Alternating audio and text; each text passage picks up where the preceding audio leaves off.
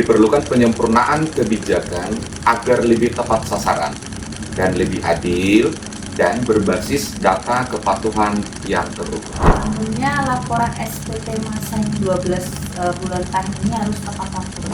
Jadi tidak boleh ada satu pun yang terlambat. Harus di PMK 28 itu untuk terkait pengajuan selisih itu ada perubahan atau misalnya. Jadi untuk pengajuan selisih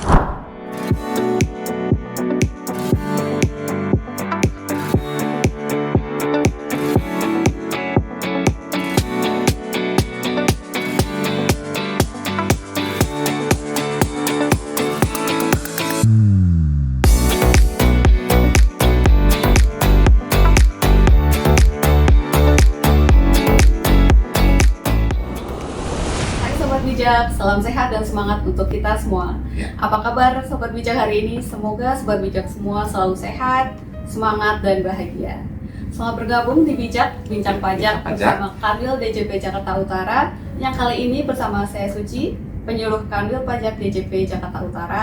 Dan di episode spesial hari ini, gitu ya, saya ditemani oleh dua kakak-kakak penyuluh yang luar biasa dari Kanwil DJP Utara. Yang biasanya kan saya hanya berdua nih, saya nih ada satu. Nah ini ramean banget nih kayaknya bertiga gitu ya.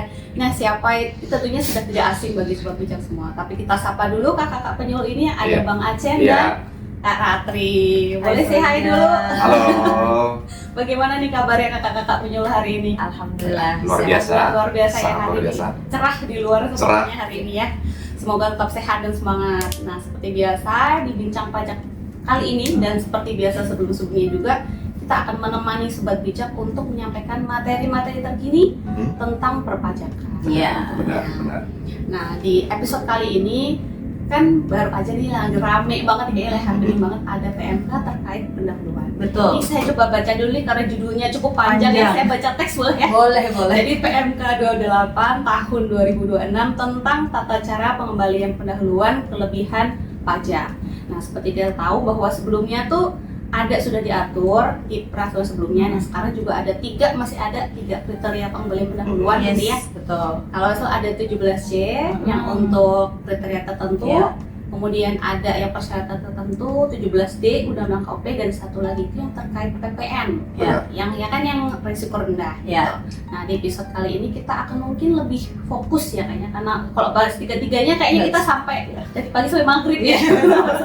Nah di episode kali ini Sobat Bijak kita akan fokus ke salah satu, yaitu yang terkait PKP risiko rendah atau pasal 94C Undang-Undang PPN gitu. Oke, tanpa berlama-lama kita akan membahas nih yang pertama.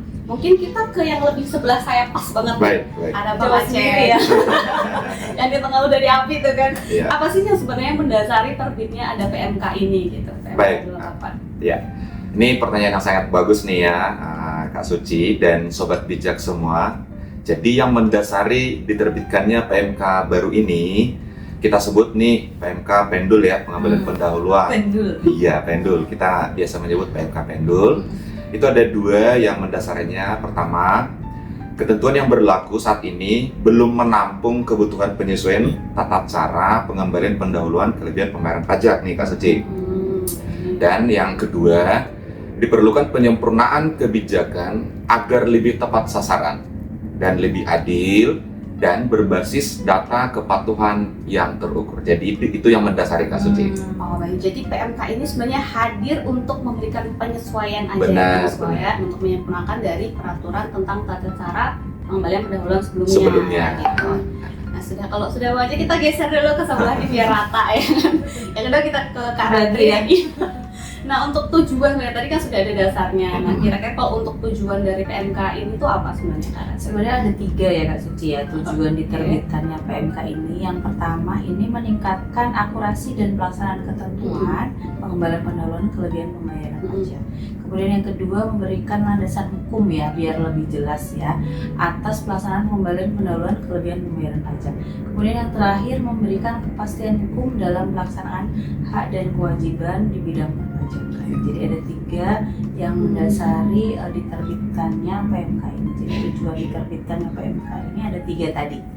Oke, jadi sebenarnya sudah jelas ya, tadi sudah ada landasannya, sudah ada kampanye, dan tujuannya sudah ada. Iya. Nah, mungkin kita akan kembali lagi belajar nih sebenarnya ke basicnya dulu. Sebenarnya PKP risiko rendah itu apa? Iya. Kan apakah ada perubahan? Nah, jadi apakah sebenarnya yang PKP apa yang bisa dikategorikan sebagai PKP risiko rendah? Iya. Siapa Aja dulu nih? Ya, Oke. rebutan ya. Ya, Kak Suci dan Sobat Bijak. Jadi pengusaha kena pajak atau kita sebut PKP yang dikategorikan sebagai PKP berisiko rendah adalah, ini biasanya ada 8 unsur nih ya. Yang pertama, perusahaan terbuka yang biasanya sahamnya itu telah diperdagangkan di Bursa Efek atau BEI ya. Kedua, badan usaha milik negara, BUMN dan juga BUMD. Terus ada mitra utama kepabianan. Yang keempat, ada operator ekonomi bersertifikat atau kita sebut authorized economic operator ya. Terus ada pabrikan atau produsen yang memiliki tempat kegiatan produksi, ini Kak Suci. Dan ada pedagang besar farmasi tersertifikasi, distributor alat kesehatan tersertifikasi, dan anak perusahaan BUMN yang kepemilikan sahamnya lebih dari 50%. Dan perlu nih kita sampaikan juga bahwa berdasarkan PMK 28 tahun 2006, PMK yang baru ini, PKP yang masuk dalam kategori wajib pajak persyaratan tertentu tidak lagi diberlakukan sebagai PKP berisiko rendah dalam pengajuan pengambilan pendahuluan kelebihan pembayaran pajak. Jadi tidak diperlakukan PKP berisiko rendah lagi seperti aturan terdahulu. Ya. Ini sepertinya poin yang sangat penting ya, untuk sobat bijak perhatikan lagi. Ini persyaratan itu berarti yang 17D ya berarti ya? Iya, Oke. betul. Jadi kalau tadi sudah untuk kriteria-kriteria sudah ada, mungkin Kak Ade bisa bantu jelaskan kira-kira untuk penetapannya nih, kan kalau untuk risiko itu harus ada SK-nya gitu ya, surat keterangan. Nah, untuk ditetapkan sebagai WP kriteria risiko rendah ini seperti apa? Tentunya harus memenuhi syarat juga ya. Oh, Tadi iya. sudah disebutkan Bang Acen kategorinya. Nah, syaratnya gimana Iya, caranya untuk dapat SK resiko Iya. rendah gitu Iya. ya. Tentunya laporan SPT masa yang 12 bulan terakhir ini harus tepat waktu. Cik. Jadi tidak boleh ada 12 satu bulan. pun yang terlambat. Harus semuanya? Harus. 1 tahun itu harus? Iya, 12. Oke. Ya, betul. Oke. Kemudian tidak sedang dilakukan tindakan buper atau penyidikan secara terbuka. Iya. Kalau dulu kan cuma penyidikan dan buper ya. Iya, Kalau benar. sekarang terbuka itu maksudnya wajib pajak juga dikasih tahu ini loh kamu sedang dilakukan Iya. tindakan. Oh, Jadi benar. tidak boleh ada itu. Mm-mm. Kemudian yang ketiga, pemenuhan kegiatan tertentu ini juga ada syarat minimalnya. Syarat minimalnya 80% kegiatan tertentu. Nah, PKP ini harus melakukan kegiatan tertentu minimal 80% dari total nilai penyerahan BKP atau JKP. Ini Tapi di luar, iya, nggak ada Belum itu ada, ya. oke. Ya, jadi di luar yang dibebaskan atau tidak terutang Tidak terutang. PPN. Iya. Jadi 80% itu dikeluarkan dulu. Iya, Yes, dibebaskan. betul. Dan Oke, ekspor oke. BKP tidak berwujud atau BKP berwujud dan atau ekspor JKP. Iya. Nah, catatan juga berlaku pada masa pajak yang diajukan permohonan termasuk akhir tahun buku. Jadi syarat itu harus dipenuhi. Ke apa? Ada 3 ya? Berarti Yes, 3 ini betul. harus dipenuhi. Harus. Oh, Iya, gitu. satu terlambat tidak bisa di SK. Harus ngecek lagi dong ya. Iya, setahun ke betul. belakang, Jadi kalau 12 mau bulan mengajukan ke resiko rendah minimal itu harus tahu harus ya. terpenuhi dulu Betul. ya supaya lolos. Oke. Jadi ini kalau tadi syarat-syaratnya sudah dijelaskan gitu kan. Kalau misalkan sudah ada penetapan, apakah SK ini berlaku selamanya seumur hidup ataukah ada mungkin bisa nggak sih tiba-tiba dicabut gitu? Bisa, SK kalau ini? ada tadi ada terlambat satu aja. Oh itu bisa menggugurkan Iya langsung dicabut. dong, betul. Oh begitu. Bukan jadi penelitiannya bukan hanya awal ya, tapi Iya. ketika di tengah-tengah Betul. diketahui bisa langsung dilakukan pencabutan. Iya. Oke. Tapi kalau misalkan pencabutan itu bisa mungkin tadi kan Iya. berarti versi singkatnya nih. Iya. Bisa Bang Acen bisa lah agak dielaborasi gitu ya. Iya. Misalkan apa aja sebenarnya yang mungkin bisa untuk WPP Baik. dicabut. Baik Kak Suci dan Sobat Bijak, seperti yang disampaikan Mbak Ratri tadi, sangat bisa. Nah, kenapa, apa yang mendasari kenapa ini bisa dicabut ya? Biasanya karena pelanggaran kepatuhan. Yes. Oke. Jadi kalau di PMK 28 tadi kan terlambat menyampaikan SPT masa PPN dalam periode 12 bulan terakhir. Iya. Jadi harus tertib tuh. Betul. Selama 1 tahun pajak itu 12 bulan masa pajak terakhir itu. Ada satu telat, udah Cabut.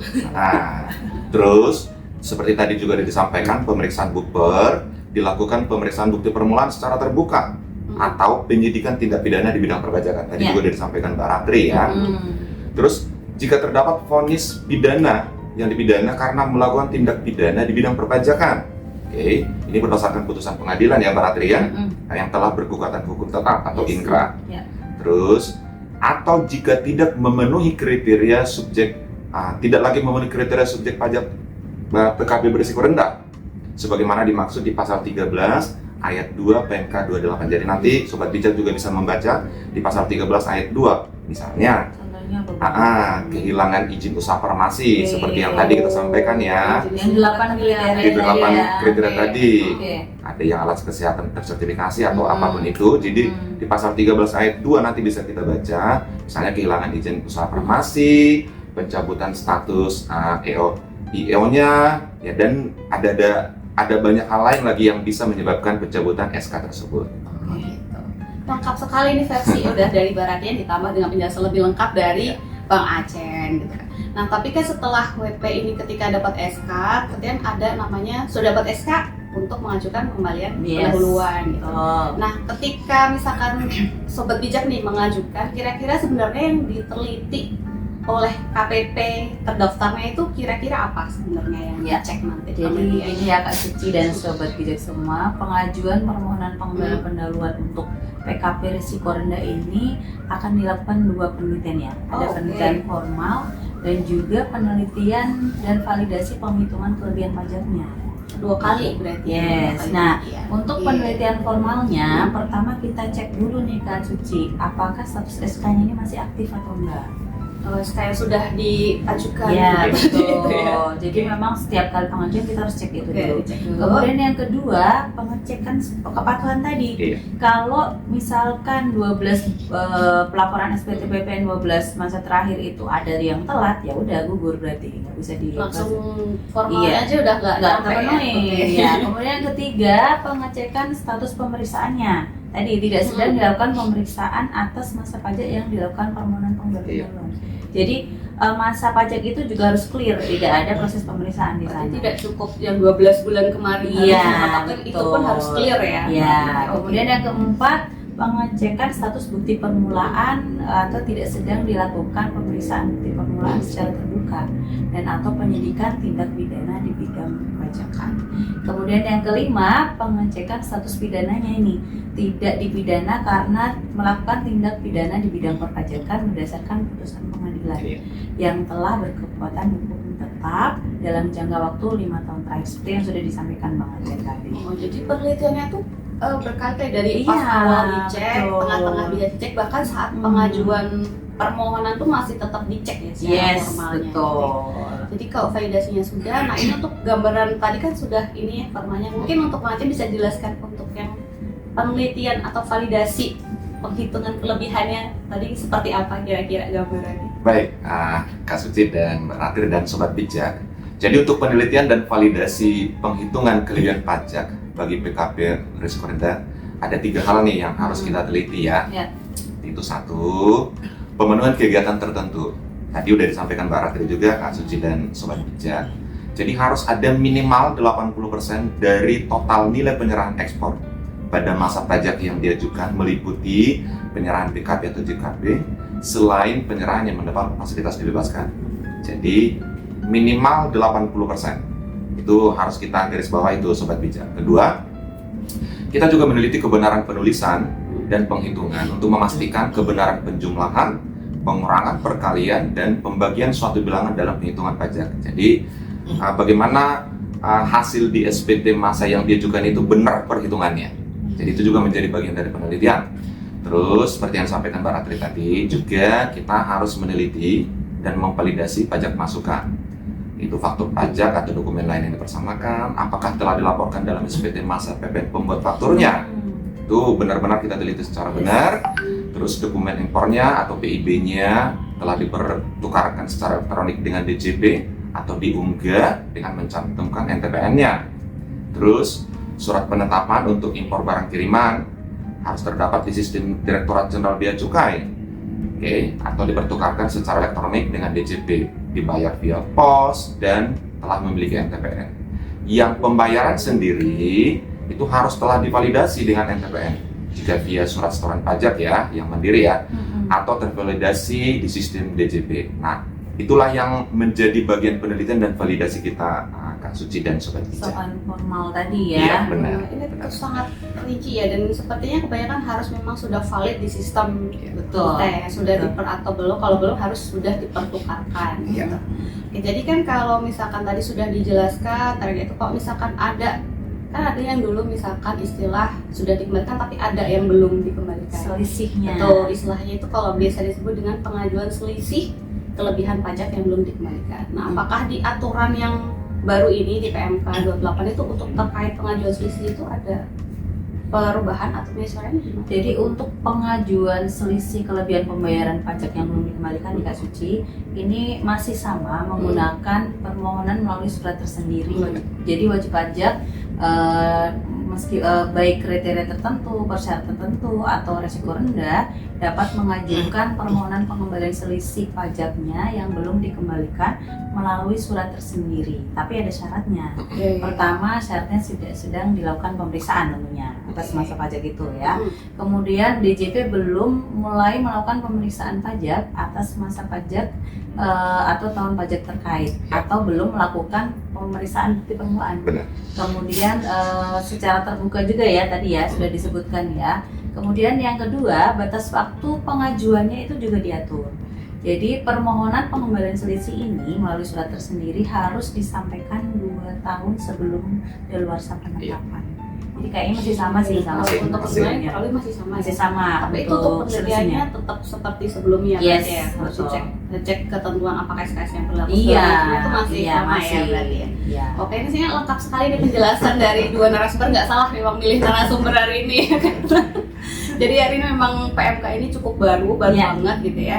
Sehingga kita harus cepet-cepet nih sebenarnya, makanya kita ada narasumber. Oh siap, oke, langsung kita on kan ya untuk memberikan info kepada Sobat Bijak bahwa agar lebih memahami aturan baru terkait pengembalian bulan ini. Nah, sampai tak terasa nih sepertinya tadi sudah sangat komprehensif disampaikan gitu, kita sudah mencapai ujung acara gitu ya. Kami ucapkan terima kasih kepada Sobat Bijak yang sudah menyimak dari awal sampai akhir kegiatan kita hari ini. Mari bersama-sama kita menjadi pahlawan. Benar. Untuk kalau nama saat ini dengan melaksanakan kewajiban perpajakan dengan benar, karena pajak yang kita bayarkan sangat berarti untuk membangun negeri kita tercinta dan untuk kesejahteraan masyarakat Indonesia. Dan jangan lupa ini ada iklan layanan juga. Jangan lupa follow Instagram disampaikan di @pajakjakut dan subscribe channel YouTube kami di @K2DJP Jakarta Utara agar Sobat Bijak tetap selalu update dengan informasi terkini seputar perpajakan.